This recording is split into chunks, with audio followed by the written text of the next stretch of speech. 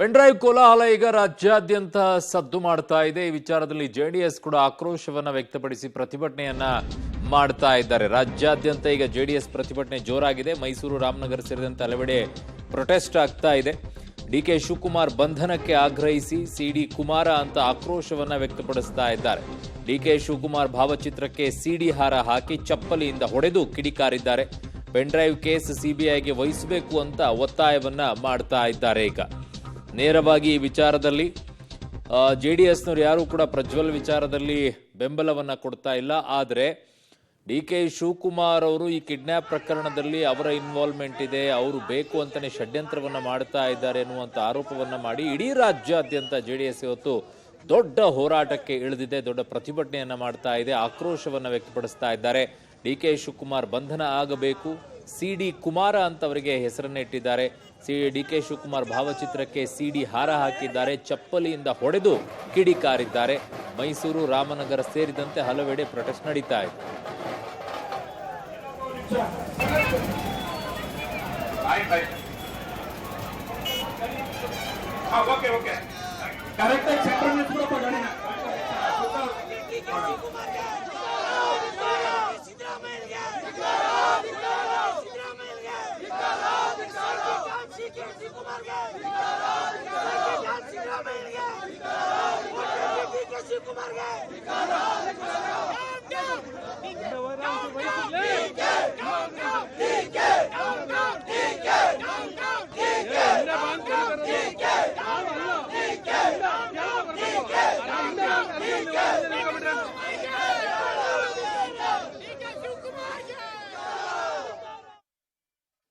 ಈಗ ಬೃಹತ್ ಪ್ರತಿಭಟನೆಯನ್ನು ಕೂಡ ಈಗ ಮಾಡ್ತಾ ಇದ್ದಾರೆ. ನಮ್ಮ ಜೊತೆ ಮಾಜಿ ಸಚಿವ ಸಾರಾ ಮಹೇಶ್ವರ್ ಇದ್ದಾರೆ. ಸರ್, ಪ್ರಮುಖವಾಗಿ ನಿಮ್ಮ ಆಗ್ರಹ ಸಿಬಿಐ ತನಿಖೆನೇ ಆಗಬೇಕಾ ಅನ್ನುವಂಥದ್ದು ಅಥವಾ ಜುಡಿಷಿಯಲ್ ಎನ್ಕ್ವೈರಿ? ಸಿಬಿಐ ಅಥವಾ ಸಿಟ್ಟಿಂಗ್ ಜಡ್ಜ್ ಪ್ರಾಮಾಣಿಕವಾದಂಥ ಅಧಿಕಾರಿಗಳನ್ನ ಹಾಕಿ ಪೋಸ್ಟಿಂಗ್ಗೋಸ್ಕರ ಕಾಂಗ್ರೆಸ್ ಏಜೆಂಟ್ಸ್ ಆಗಿ ಕೆಲಸ ಮಾಡದೇ ಇರ್ತಕ್ಕಂಥ ಅಧಿಕಾರಿಗಳನ್ನ ತೆಗೆದು ಅಲ್ಲಿಂದ ಆಯ್ತಾ ನಿಷ್ಪಕ್ಷಪಾತವಾಗಿ ಕೆಲಸ ಮಾಡುವಂತ ಅಧಿಕಾರಿಗಳಿಂದ ತನಿಖೆ ಆಗ್ಬೇಕು. ಅಲ್ಲಿಗೆ ನಿಮಗೆ ಇದ್ರ ಬಗ್ಗೆ ನಂಬಿಕೆನೇ ಇಲ್ವಾ? ಯಾಕೆ ನಿಮಗೆ ಗೊತ್ತಾಯ್ತಾ ಇದೆಯಲ್ಲ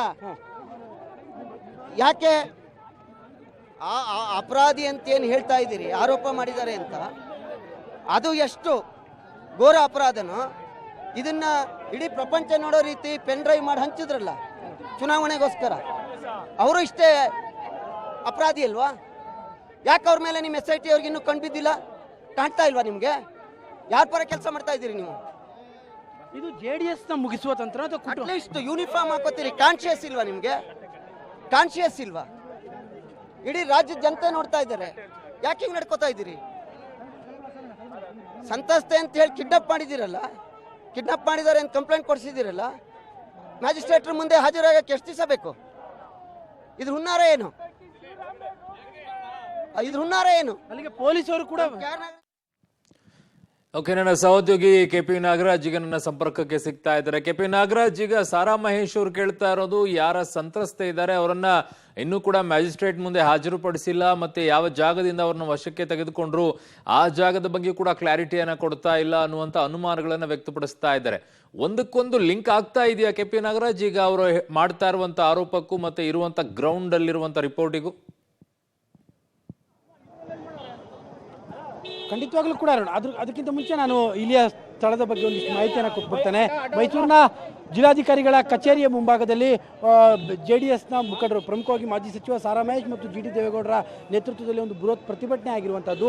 ಆ ಪ್ರತಿಭಟನೆಯಲ್ಲಿ DK ಶಿವಕುಮಾರ್ ಮತ್ತು CM ಸಿದ್ದರಾಮಯ್ಯನವರ ವಿರುದ್ಧ JDSನ ಮುಖಂಡರುಗಳು ಕೂಡ ಹರಿಹಾಯ್ದಿರುವಂಥದ್ದು. DK ಶಿವಕುಮಾರ್ ರಾಜೀನಾಮೆ ಕೊಡಬೇಕು ಎನ್ನುವಂಥದ್ದು. ಇದರ ಜೊತೆಗೆ ಪ್ರಮುಖವಾಗಿ ಸಾರಾ ಮಹೇಶ್ ಅವರು ಕೇಳ್ತಾ ಇರುವಂತಹ ಪ್ರಮುಖವಾದಂತಹ ಪ್ರಶ್ನೆ, ನೀವು ಸಂತ್ರಸ್ತೆಯನ್ನು ಯಾವ ಸ್ಥಳದಿಂದಲೂ ಕೂಡ ನೀವು ರಕ್ಷಣೆ ಮಾಡಿದಿರಿ, ರಕ್ಷಣೆ ಮಾಡಿ ಇಷ್ಟು ದಿನ 3-4 ದಿನಗಳು ಆಗ್ತಾ ಇದ್ರು ಕೂಡ ಇನ್ನೂ ಕೂಡ ಯಾಕೆ ನ್ಯಾಯಾಧೀಶರ ಮುಂದೆ ಸಂತ್ರಸ್ತೆಯನ್ನು ಹಾಜರುಪಡಿಸಿಲ್ಲ?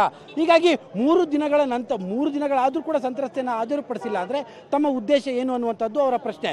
ಅದಕ್ಕಿಂತಲೂ ಮತ್ತೊಂದು ಗಂಭೀರವಾದಂಥ ಆರೋಪವನ್ನು ಸಾರಾ ಮಹೇಶ್ ಮಾಡ್ತಾ ಇದ್ದಾರೆ ಅರುಣ್. ಪ್ರಮುಖವಾಗಿ ಅವರು ಹೇಳ್ತಾ ಇರುವಂಥದ್ದು, ಸಂತ್ರಸ್ತೆಯ ಕೆಲವೊಂದಿಷ್ಟು ಸಂಬಂಧಿಕರನ್ನು ಪೊಲೀಸರು ಬೆಂಗಳೂರಿಗೆ ಕರ್ಕೊಂಡು ಹೋಗಿದ್ದಾರೆ.